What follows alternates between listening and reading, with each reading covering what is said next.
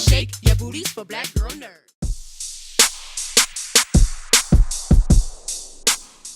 You know, part of the challenge with coming today to talk to all of you about this film was thinking of things to ask you that doesn't give the movie away. So when people ask you about your role in this film, how would you describe us and how would you describe your role? Us at its core is really a family trying to move their lives forward. They're trying to get through a horrific scenario. And Gabe Wilson is your all-American dad. He is the working for the weekend warrior father who is attached to all his worldly possessions. And some of those possessions are things like his family. He has his trophy wife and his like perfect house and boat and car that he loves. But he's also serves a function in the film that's the clown. He's the clown, and the clown archetype does many things, you know.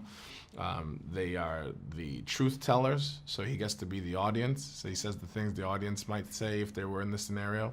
He gets to also be in the action, but maintain some distance from it, so he's not defined by it and can have commentary, and also have a really big heart, you know, and he gets to be the pressure release valve. So anytime it gets too amped up, he gets to calm it down a little bit with some humor.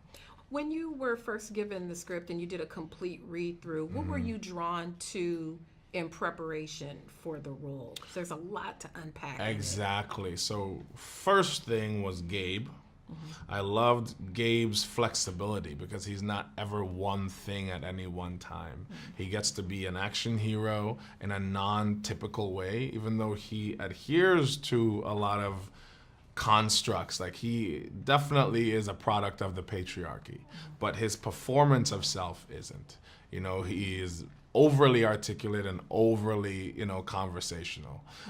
He is a terrible listener, but he is proactive.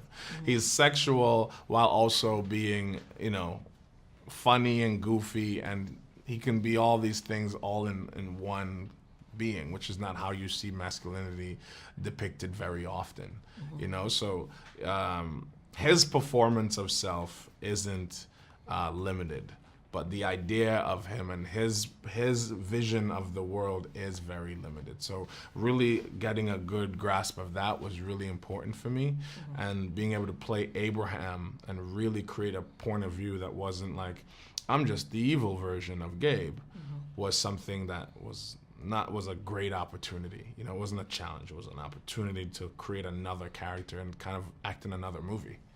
You know, so those were the things. And then this movie has a lot of tentacles, so it reaches out and touches a lot of other constructs and isms and things in the world.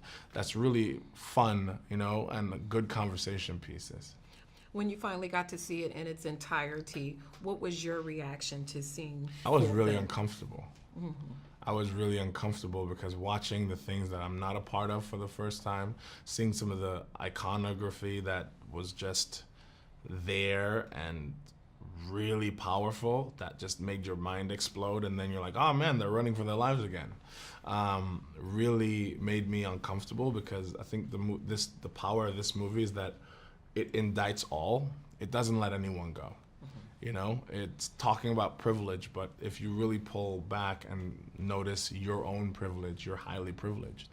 Even in a society where day to day you might not feel it, you still actually have a lot of privilege with your cell phone and your house and your job, talking to actors and good looking people and fancy people, you know what I mean? Like, you're very privileged, you know? And all those ideas are constructs themselves, right? So you get to live in that world, and other people don't get seen. A lot of people are rendered invisible.